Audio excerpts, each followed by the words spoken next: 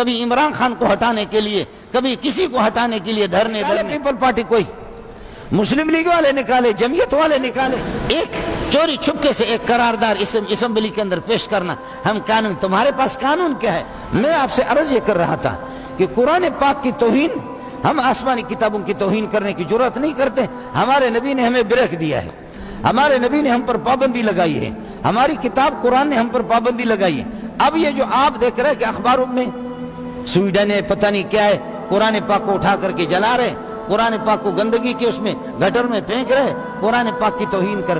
ان کو پتہ ہے کہ مسلمان اقتدار پہ لڑ رہے، ان کو پتہ ہے کہ مسلمان سگریٹ پر بھی لڑے گا، ان کو پتہ ہے کہ مسلمان سود پر بھی لڑے گا، ان کو پتہ ہے کہ مسلمان کی وہ غیرت نہیں رہی، ان کو پتہ ہے کہ مسلمان کی وہ بہادری نہیں رہی، مسلمانوں کی وہ شجاعت نہیں رہی، ان کو پتہ ہے وہ سب کچھ کر سکتے۔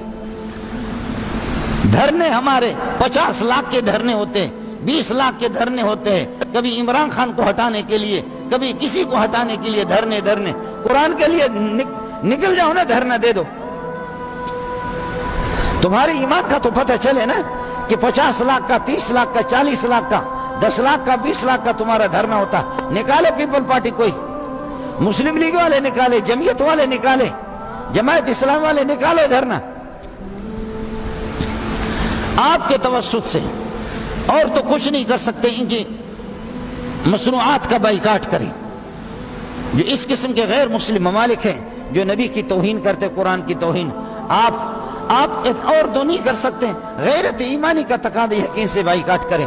صرف ایک چوری چھپکے سے ایک قرارداد اسمبلی کے اندر پیش کرنا، ہم قانون، تمہارے پاس قانون کیا ہے؟ اندھیر نگری چوپٹ راجا، اندھیر نگری چوپٹ راجا۔ لیکن یہ طے شدہ ہے، قرآن کی حفاظت آپ نہیں کریں گے، نبی کی حفاظت آپ نہیں کریں گے، دین کی حفاظت نہیں کریں گے، خدا کی قسم تم خود پارا پارا ہو جاؤ گے۔ اللہ نے کر دیا ہے تمہیں پارا پارا، اور بھی ہو جاؤ گے۔ تم تباہ ہو چکے ہو، ملک کو تم نے تباہ کر لیا ہے، لیکن قرآن کے لیے تمہارا خون جوش میں نہیں آئے گا، نبی کے لیے تمہارا خون جوش میں نہیں آئے گا۔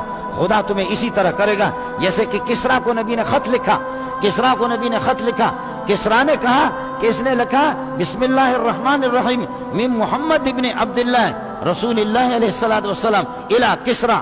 اس نے مجھ سے پہلے اپنا نام لکھا ہے، محمد کا۔ یہ ہوتا کون ہے؟ یہ ہوتا کون ہے؟ یہ ہوتا کون ہے؟ دو بندوں کو بھیجا، جاؤ مدینے میں محمد کو گرفتار کرو۔ وہ دونوں مونچھیں جیسے کہ ہوتے ہیں، ہمارے پٹھان اور بلوچوں کے مونچھیں ہوتے ہیں، وہ مونچھوں والے سرکار آ گئے مدینے کے اندر، جا کر کے محمد کو گرفتار کریں گے کہ کسریٰ نے ہمیں بھیجا۔ آ کر کے ایسے دیکھ کر کے پخانا ان کا نکلا، پیچھے ہٹ گئے، ہمت نہیں ان کے، آج نہ جا سکے، کل سوچ کر کے قریب چلا گیا۔ میرے نبی نے فرمایا ادھر آ جاؤ، دلدراشا ادھر آ جاؤ، کیا چاہتے ہو؟ انہوں نے کہا کہ آپ نے کسریٰ کو خط لکھا ہے اور کسریٰ نے اس خط میں اپنی توہین سمجھی ہے، کسریٰ نے ہمیں تمہیں گرفتار کرنے کے لیے بھیجا ہے، ہم آپ کو گرفتار کر کے لے جائیں گے، قربان جاؤ محمد تجھ پہ۔ میرے نبی ہنس کر کے مسکرا کر کے فرمانے لگے تم کب سے آئے ہو؟ کہنے لگے فلاں دن ہم وہاں سے نکلے۔ فرمایا وہ تمہارا کسریٰ، اللہ نے اس کو پارا پارا کر دیا، پتہ کرو وہ مر گیا ہے، اس کو اس کے بیٹے نے مارا ہے۔ سب کو سبحان اللہ، اللہ اللہ اللہ اللہ۔ یہ مونچھوں والے سرکار محمد کے فرمایا مجھے کیا گرفتار کرو گے؟ کس کسریٰ کے پاس لے جاؤ گے؟ اس وقت یہ ٹیلی فونوں کا زمانہ نہیں تھا، خط و کتابت ہوتی تھی، ٹیلی فون موبائل تو تھا نہیں، میڈیا نہیں تھا، صرف خط و کتاب۔ فرمایا کہ تم مجھے گرفتار کرنے کے لیے، جس منحوس کے لیے تم مجھے گرفتار کر رہے ہو وہ جہنم میں پہنچ چکا ہے۔